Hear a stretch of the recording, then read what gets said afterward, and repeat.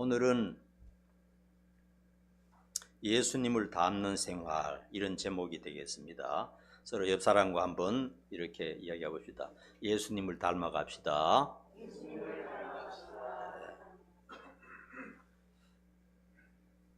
로마서 11장까지는 예수 믿는 자에게 주어지는 놀라운 은혜와 축복에 대해서 우리가 살펴보았습니다. 하나님의 자녀가 되고 영생 얻는 천국 국민이다 하는 것을 우리가 똑똑히 배웠습니다. 이 세상 사람들과는 전혀 다른 인식으로 살아갑니다. 이 세상 사람들은 그저 7, 80년 살다가 병들어 죽으면 모든 것이 끝난다, 이런 허무주의의 모습으로 살고 있죠. 그러나 우리 예수 믿는 사람들은 그렇지 않다. 진짜 시작은 바로 이 세상을 떠나고 난 다음부터 진짜 시작이다. 우리는 하나님의 자녀고 영생을 이미 얻었고 천국이라는 나라의 국민이다 하는 그런 분명한 인식을 가지고 우리는 살아가고 있습니다. 그렇기 때문에 인식 자체가 완전히 다르고 거기에 따라서 삶의 질도, 삶의 방법도 완전히 달라야 하는 것입니다. 12장부터는 이제 그러면 천국 국민이고 하나님의 백성이고 의롭게 되었고 영생 얻는 놀라운 백성이 되었는데 하나님의 은혜로 전부 다 주어졌는데 어떻게 살아야 하는가? 이 세상 불과 몇십 년 살 동안은 어떻게 살 것인가 하는 것에 대해서 가르쳐주고 있습니다. 이것은 하나님 나라의 법이고 천국의 법입니다. 천국의 헌법과 같은 것입니다. 그러므로 하나님을 믿는 우리들은 하나님의 그 법칙에 따라서 살아야 되고 내 마음대로 세상 방식대로 살아서는 안 된다 하는 것을 분명히 하셔야 되는 것입니다. 오늘 본문에는요, 우리 이제 12장을 보면은 두 가지의 삶이 있다. 성도들에게는 두 가지의 삶이 있다. 이렇게 밝히고 있습니다. 앞에 1절에서 13절까지는 신앙생활 또는 교회 생활에 관한 겁니다. 하나님의 자녀들이 신앙생활을 어떻게 할 것인가, 교회 생활을 어떻게 할 것인가, 이제 앞부분은 이제 설교하지 않았습니다. 그렇기 때문에 1절부터 13절까지는 여러분들께서 별로 어려운 것이 아니니까 집에 가서 한번 자세히 정독을 보시기를 바라며 숙제를 드립니다. 오늘 이제 14절부터 21절 말씀은 이제 성도의 사회생활 혹은 또 성도의 세상생활, 또 나와 부딪히는 사람들과의 관계, 이런 것에 대해서 지침을 주고 있습니다. 그래서 오늘 12장에서는 전반부에는 신앙생활을 어떻게 할 것인가, 교회 생활을 어떻게 할 것인가, 후반부에서는 세상에서는 어떻게 살 것인가, 사람들과 어떻게 사회생활을 할 것인가, 이런 것을 가르쳐주고 있는데 오늘 후반부 본문 말씀을 집중적으로 말씀드리도록 하겠습니다. 인간은 사회적인 존재이고요, 세상 속에서 사람들과 어울려 살아가는 존재입니다. 어떤 사람들은 세상이 싫고 사람에게 상처를 받아서 산속으로 가서 혼자 사는 사람도 있어요. 산속에 가면 자연도 좋고 새소리도 나고 좋긴 하지만은 제가 볼 때는 참 너무 도피 생활인 것 같고 사회적인 존재가 그렇게 사는 것이 참 무슨 재미가 있을까? 인간의 즐거움은 사람과의 관계 속에서 찾아지는 것이고 그 속에서 갈등도 있고 다툼도 있지만은 또 인간 본연의 그런 모습을 사회 속에서 찾을 수가 있는 것입니다. 그러므로 여러분 산속에나 혹은 또 섬에 혼자 가서 사는 그런 계획보다 가끔 한 번씩 그런 데 가서 노는 건 좋은데 그런 데 가서 살겠다 하는 것은 조금 짧은 인생에 좀 어려운 일이 아닌가 하는 생각이 듭니다. 그러므로 하나님의 자녀로서 이 세상에 살 동안 사람들과 어떻게 관계를 유지하면서 살 것인가? 여러분, 나는 사람이 싫다. 사람 만나는 것도 싫고 대화도 싫고 사람 보기도 싫다. 이렇게 하면요, 참 사회적인 존재로서 참 그 삶이 너무 힘듭니다. 그렇게 하면 안 되고요. 오늘 말씀을 들으면서 생각을 바꾸셔야 됩니다. 하나님은 우리에게 사회적 존재로 만들어 주셨기 때문에 사람들과 소통하면서 살 때에 때로는 갈등이 있지만은 거기서 보람을 찾게 되고 살 의미를 찾게 되고 즐거움을 찾게 되고 그렇게 된다는 것을 아셔야 됩니다. 사람이 먹는 것이나 돈이나 이런 개인적인 취미 생활만으로는 못 살아요. 사람들과 어울려 살 때에 거기에서 진정한 어떤 기쁨을 찾을 수가 있습니다. 성도라고 하는 것은 이미 천국의 백성이고 하나님의 나라의 법을 적용받는 존재가 되었습니다. 우리는 이 세상에 살면서 대한민국의 법도 우리가 지켜야 되겠지만은 하나님의 법도 반드시 지켜야 한다 하는 것입니다. 그래서 오늘 말씀에는 하나님께서 어떻게 정해 주셨는가? 사회생활은 이렇게 하라 말씀하셨습니다. 근데 오늘 읽어보면요, 이런 생활 우리가 과연 할 수 있을까? 어려워요. 어려운데 하나님의 백성은 하나님께서 이런 법이 적용된다 하는 것을 가르쳐주고 있는 것입니다. 우리가 정직하게 살고 선하고 바르게 사는 것은요, 구원받기 위해서 그렇게 사는 게 아닙니다. 이미 구원받은 하나님의 백성이기 때문에 영원히 영생을 누리며 살 그런 자가 되었기 때문에 그렇게 살아가야 한다 하는 것입니다. 우리가 주님처럼 완전하지는 못합니다. 오늘 본문에서 보여주고 있는 것은 예수님의 삶을 자세하게 보여주는 것입니다. 여러분, 고린도전서 13장에 가면 사랑장이 있잖아요. 사랑은 오래 참고 사랑은 온유하며 투기하지 아니하며 사랑장이 있잖아요. 사랑장 자세히 보면요, 우리가 할 수 있는 그런 것들이 아니에요. 사실은 우리는 그 잘 못합니다. 노래는 부르지만은 진짜 못해요. 그럼 뭘 말하느냐? 예수님의 성품을 가르쳐주고 있는 것이고, 너희들도 예수님의 제자가 아니냐? 예수님의 형제가 아니냐? 그러니까 너희들도 예수님을 본받아야 된다. 영원히 하나님 나라에서 예수님과 함께 살아가야 되는데 예수님을 본받아야 되지 않겠느냐? 하나님의 나라에 가면 그런 식으로 살아야 된다 하는 것을 보여주는 것입니다. 오늘 본문도 마찬가지입니다. 우리가 볼 때는 어떻게 내가 이렇게 살 수 있을까? 머리를 저을 수밖에 없지만은 우리 예수님이 그렇게 사셨기 때문에 내가 부족하지만은 주님처럼 완전하지는 못하지만은 주님을 조금이라도 닮아가려고 애쓰고 노력하고 내 자신을 쳐서 복종시키라 하는 그런 의미로 받아들여야 되겠습니다. 우리의 삶과 목표는 이미 정해졌습니다. 우리는 영생을 얻은 하나님의 자녀이고 영원히 천국에 사는 존재인데 이 세상 짧은 세상 살 동안의 삶과 목표는 이미 명백하게 정해졌습니다.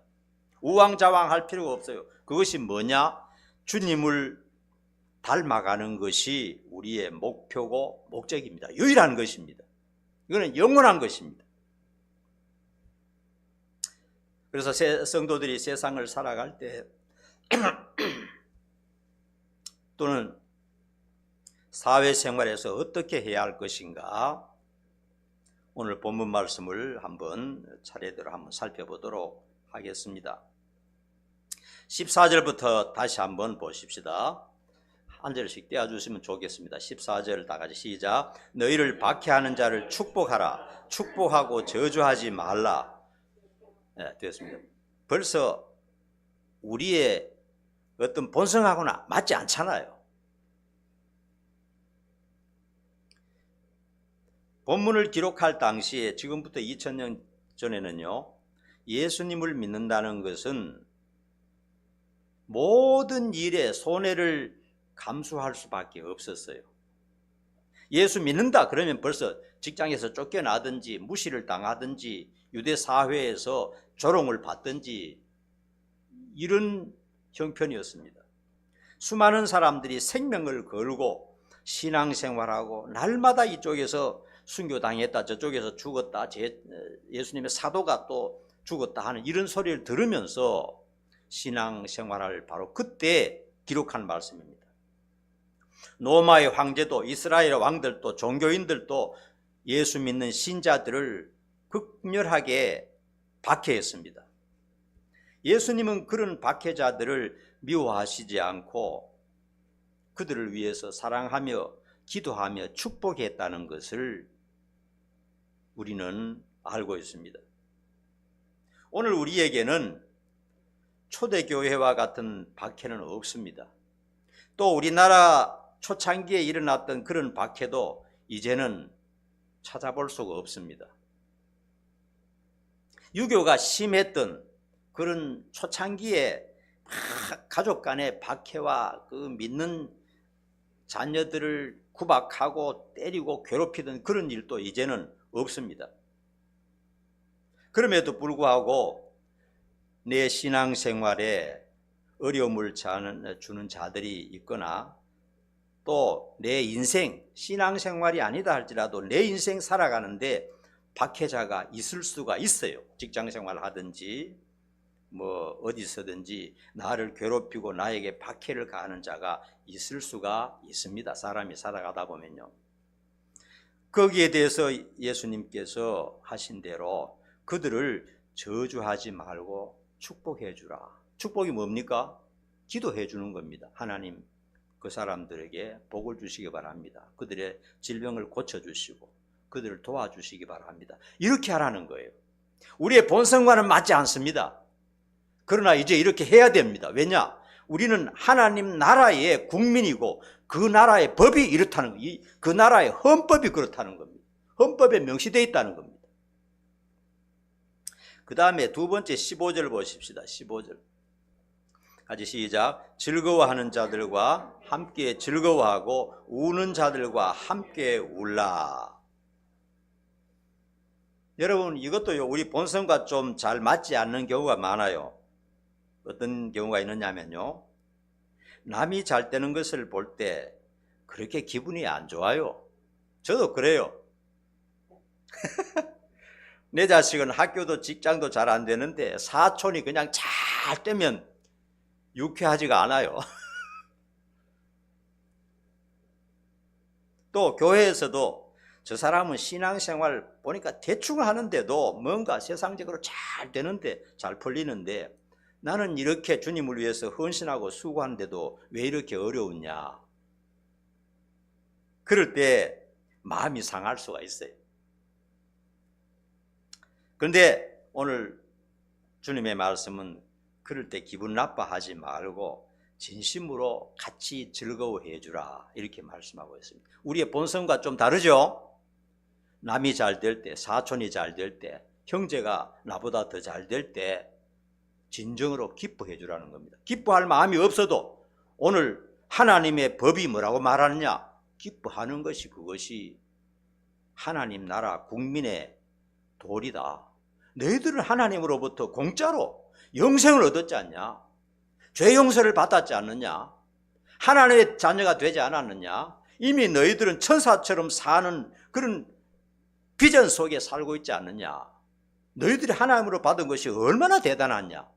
영원히 저주받을 수밖에 없는 너희들이 하나님으로부터 이렇게 큰 은혜를 받았는데 남이 좀 잘 되었다고 시기하고 질투하면 되겠느냐? 그러면 안 된다. 이렇게 말씀하시는 겁니다. 그러므로 마음을 바꿔야 되겠습니다. 남이 내 옆에서 잘 될 때, 내 형제가 잘 될 때, 사촌이 잘 될 때, 내 직장 동료가 나보다 더 잘 될 때 그럴 마음이 안 생긴다 할지라도 기도하면서 정말 이렇게 즐거워해 주는 그런 마음이 돼야 된다. 또 반대로 다른 사람이 고통당할 때 우리의 마음이 좀 빼딱해가지고요. 다른 사람, 내 옆에 있는 사람이 좀 어렵고 힘들면은 겉으로는 아이고 그러면 참 어쩌냐 그러는데 속으로는 또 아이고 꽃이다 이런 마음이 들 때도 있어요. 주님께서는 그렇게 하지 말라는 거예요. 그렇게 하지 말고 다른 사람이 고통당할 때 같이 공감을 해주라, 그렇게 말씀하고 있습니다. 그 고통의 진정으로 공감을 하라는 겁니다. 그것을 이제 뭐라고 말하느냐, 긍휼, 자비라고 말해요. 이것은 바로 주님의 마음입니다. 그 자비의 주님의 마음 때문에 우리를 구원하신 것입니다. 우리를 긍휼히 여기고 자비를 베푸시기 때문에 우리를 구원하신 것이 주님의 마음인 것입니다. 그래서 그 사실을 기억하고 내 옆에서 또 많은 사람들이 어려움 당할 때 못 본 채 하지 말고 마음으로라도 기도해주고 위로하고 또 같이 울어주는 그런 태도가 있어야 된다 말씀하고 있습니다. 전에도 말씀드렸지만 저는 이 세상에 많은 장애인들, 암 환자들, 또 난치병 환자들, 또 와상 환자들, 전신마비, 반신불수 이런 분들을 위해서 매일 기도합니다. 너무나 긍휼하는 마음이 생겨요. 하나님께서 하나님만 관여할 수 있는 그런 분들입니다. 그런 사람들은 사람이 어떻게 할 수가 없어요. 그래서 하나님이 도와주시고 하나님이 특효약을 주시고 기적을 베풀어 주셔서 그들을 도와달라고 계속 기도를 지금 저축하고 있습니다. 당장은 효과가 나타나지 않는다 할지라도 그 기도가 몇 년이 되고 몇십 년이 되면은 분명히 하나님께서 그 기도에 역사해 주시리라 믿고 계속 기도를 저축하고 있는 것입니다. 그 다음에 16절 같이 읽습니다. 시작. 서로 마음을 같이 하며 높은 데 마음을 두지 말고 도리어 낮은 데 처하며 스스로 지혜 있는 채 하지 말라. 우리 예수님은요 어떤 분이냐 하면요 천지를 만드신 창조자셨는데 자신을 낮추셔서 피조물의 모습을 입고 인간이 되셨어요. 상상도 할 수 없는 일입니다. 모든 인생을 마지막에 심판하실 재판장입니다. 예수님은 마지막에 모든 인생을 공의롭게 전부 심판합니다. 그런 분이 마치 죄인이 된 것처럼 사형 선고를 받고 죄인들에게 사형받았어요. 이 세상에도 가끔 그런 일들이 있습니다. 선한 사람이 악한 자들에게 형벌을 받고 사형받는 일들이 있어요. 왕이신 예수님이 매맞고 감금되고 사형을 당했습니다. 예수님은 우리를 살리시려고 자신을 지극히 낮추시고 겸손한 태도를 보여주셨습니다. 그러므로 우리도 주님을 생각하면서 사람들 앞에서 우리 자신을 낮춰야 된다는 겁니다. 똑똑한 척 하지 말라는 겁니다. 잘난 척 폼 잡지 말라는 겁니다. 그럴 사람을 좋아할 사람 아무도 없어요. 하나님이신 우리가 섬기는 예수님께서 종처럼 낮아지셨기 때문에 우리들도 사람들 앞에서 내 자신을 낮추고 겸손하게 하라, 그렇게 말씀하고 있습니다. 다음 17절 18절 있습니다. 다시 시작. 아무에게도 악을 악으로 갚지 말고 모든 사람 앞에서 선한 일을 도모하라. 할 수 있거든 너희로서는 모든 사람과 더불어 화목하라. 우리 주님께서는 가능하면 주변에 있는 사람들과 화목을 도모하라, 이렇게 말씀하셨어요. 저 이제 점심을 먹고 이제 헬스장에 가서 1시간 정도 운동을 하는데, 헬스장에 가면은 매일 그 시간에 오는 사람들이 한 몇십 명 돼요. 한 20, 30명 되는 것 같아요. 근데 보면 헬스장에 가면 이거 무거운 것 운동하고 자기 나름대로 운동하면서 다른 사람들과 얘기하지 않고 끙끙대고 그렇게 해요. 그런데 매일 함께 한 장소에서 운동하든지 매일 한 장소에서 같이 일하는 사람끼리 서로 인사하지 않고 모른 채 지난다는 거 쉬운 일이 아닙니다. 그거 굉장히 어렵습니다. 저는 가면은 젊은 사람든지 나이 많은 사람든지 먼저 인사를 합니다. 서로 모른 척하고 매일 보는 사람 모른 척하고 산다는 게 나는 그게 잘 용납이 안 돼요. 힘들어요. 그렇게 하는 게. 못 본 척하고 매일 보는데 아는데도 못 본 척하고 이렇게 하는 게 얼마나 힘듭니까? 그래서 처음에는 묵례하고 몇 번 인사하다 보면요 친해져요. 그렇게 대화하다 보면요 여러 종류의 사람이 있는데 대단한 사람들도 있어요. 특별히 뭐 반월공단 같은데 큰 회사를 몇 개를 가지고 있는 그런 사람도 있고요. 그리고 또 뭐 수억짜리 차를 타고 다니는 그런 사람도 있고요. 얘기하다 보면 그런 사람을 만나요. 그래서 얘기하다 보면 서로 친해져 가지고 운동하는 게 힘들지도 않고 서로 대화를 주고받고 그게 운동하는 것보다 더 즐거워요. 사람이 교제하면서 사람과 사귀면서 산다는 게 그게 얼마나 인간의 보람이고 즐거운 건지 모릅니다. 왜냐하면 하나님께서 인간을 혼자서 독고다이로 살라는 게 아니고 사회적 존재로 만들어 주셨기 때문에 교제하면서 사는 것, 이것이 하나님이 만드신 한 법칙이란 말입니다. 그래서 사람들과 이렇게 가능하면서로 대화하고 좋은 관계를 가질 때 거기에 인간의 즐거움이 있고요. 외롭지도 않고 우울증에도 걸리지 않고 그런 면들이 있더라고요. 그래서 이제 제가 전에 다니다가 한 5년 동안 뭐 코로나니 또 내가 아파서 안 가다가 이제 등록한 지 한 3개월 됐는데 예전에 보던 그런 사람들도 있고 또 처음 보는 사람들도 이렇게 내가 가면 전부 다 이제 내가 이제 가면 먼저 그 사람들 인사를 해요. 일어나서 젊은 사람들은 일어나서 인사를 하고 그런 것이 참 좋아요. 그러니까 운동하는 동안 항상 여러 사람들과 대화하니까 그게 얼마나 좋은지 몰라요. 사람들과 사귀어 사는 게. 한 번은요 온몸에 문신을 하는 사람이 있었어요. 키가 한 1m 90 되는데 인물이 잘생겼어요. 영화 배우처럼 생겼는데 근데 온몸에 목에서부터 발까지 완전히 막 빨간색, 파란색, 노란색으로 문신을 했는데 무시무시해요. 그런 사람들이 무서워서 잘 접근을 안 합니다.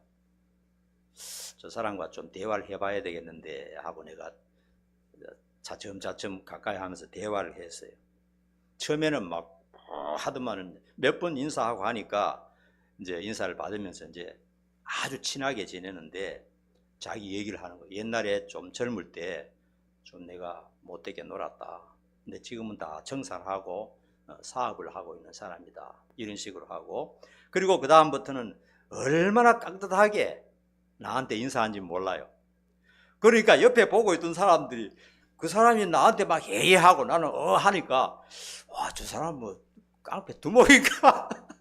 그렇게 하는 사람도 있어요. 여러분 다 친하게 화목하게 지내고 보면요 화목하면 다 사람이 좋은 거예요.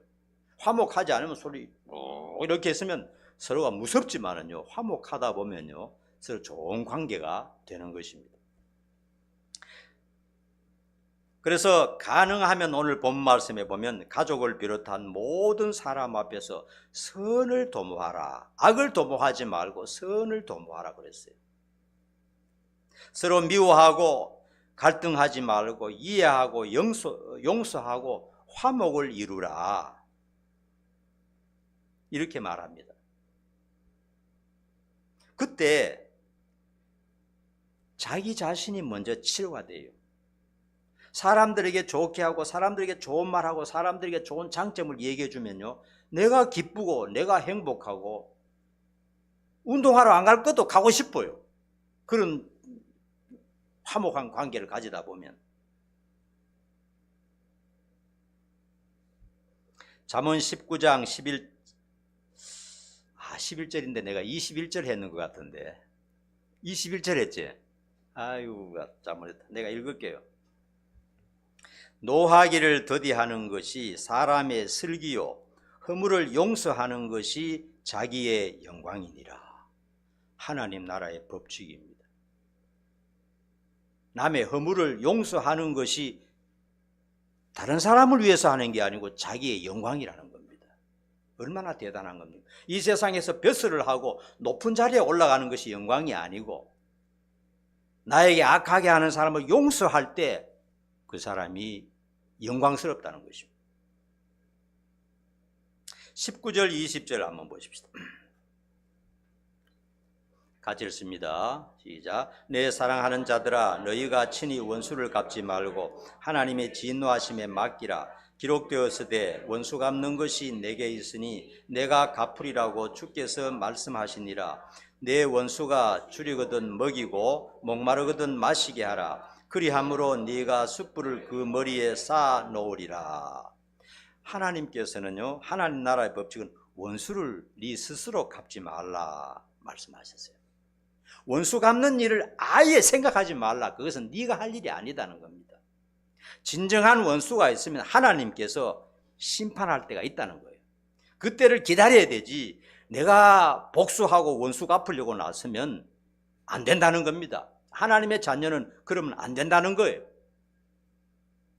여러분 진짜로요 원수가 있을 수 있습니다. 우리에게 개인적으로 개인사는 우리가 다 알 수 없지만은요 공공의 원수, 공공의 적이 있습니다. 히틀러 같은 자들은 유대인의 원수죠. 중국인은 모태똥이가 수천만 명을 그냥 정권을 위해서 살해했습니다. 스탈린 같은 사람들도 소련이나 그 동부 유럽 사람들을 수천만 명을 죽였어요. 권력 찬탈을 위해서. 북한 김일성이 같은 자도 수백만 명을 우리 민족을 학살했습니다. 공공의 적이고 공공의 원수죠. 이런 사람들이 세상에 많아요. 그리고 개인적으로도 원수가 있을 수 있습니다. 절대로 풀리지 않는 대상이 있을 수가 있다는 거예요. 그런데 하나님께서는 네 원수 있는 줄 내가 안다. 그러나 원수는 갚지 말라. 원수 갚다가 너부터 먼저 다쳐버린다. 너부터 먼저 죽는다. 그러므로 원수 갚는 일은 나에게 맡겨라. 내가 정확하게 공의롭게 갚을 날이 있다 말씀하시면서 우리는 그런 손에 피 묻히지 말라는 겁니다. 마음에 피 묻히지 말라는 겁니다. 그냥 가능하면 원수에게 잘해주라는 겁니다. 배고프면 먹이고 목마르거든 마시게 하면서 원수에게 잘해주라. 우리의 본성과 맞아요? 달라요? 완전히 반대죠. 그런데 우리는 하나님 나라의 국민이기 때문에 하나님이 주신 법을 지켜야 한다는 거예요. 이게 어렵지만은 마음을 바꿔야 됩니다. 나를 괴롭게 하고 나를 고통스럽게 하고 과거에 나에게 상처 준 자를 끝까지 한번 보겠다 이러면 안 됩니다. 그건 하나님이 하실 일. 하나님이 충분히 알아서 하신다는 겁니다. 그러므로 너희들은 그런 거 하지 마라. 너희들은 손에 피 묻히지 마. 너희들은 그냥 그들에게 도움을 줘라. 참 어려운 하나님 나라의 법을 우리에게 주신 것입니다. 예수님은 하나님과 원수된 우리를 위해서 자기 자신이 죽으심으로 하나님과 우리 사이를 연결해 주시고 화목시켜 주셨습니다. 그걸 기억하라는 겁니다. 하나님은 우리를 진정으로 사랑하신다고 말했습니다. 그래서 요한 1서에는 하나님은 사랑이시라 이렇게 말씀하셨어요. 이 세상의 어떤 것도 하나님의 사랑과 예수님의 사랑에서 끊을 수 없다 하는 것 우리가 로마서를 공부하면서 배웠죠. 사랑받을 자격이 없는 우리를 이토록 사랑하신 주님을 보면서 우리도 배워야 한다 이렇게 말씀하고 있습니다. 사실 나를 괴롭히고 나의 가족을 고통스럽게 하고 내 자식을 학교에서 왕따시킨 그런 자들 정말 용서가 안 됩니다. 내 힘으로는 용서하는 것이 불가능합니다. 그러나 주님께서 무조건적으로 절대적으로 나를 사랑하신 그 사랑을 생각하면서 미워하는 마음을 누그러뜨리고 오히려 기도해주고 도와주라 이렇게 말씀하고 있습니다. 이것이야말로 진정으로 원수를 이기는 방법이고 원수를 갚는 것입니다.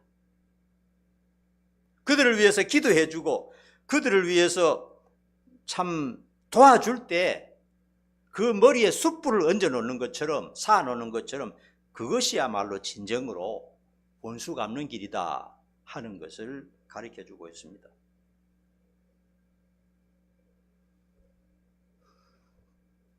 내 마음에 갈등하고 어려워하는 사람을 마음에 품고 있든지 계속 그렇게 하면요, 내가 더 괴롭고요, 내가 더 아픕니다.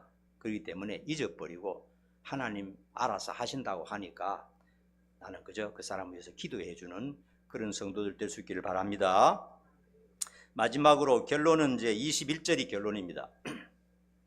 같이 읽읍시다. 시작. 악에게 지지 말고 선으로 악을 이기라. 악에게 지지 말고 선으로 악을 이기라. 이제 악하게 살면 악에게 지는 것이고, 선하게 살면 이제 악을 이기는 것입니다. 레오나르도 다빈치가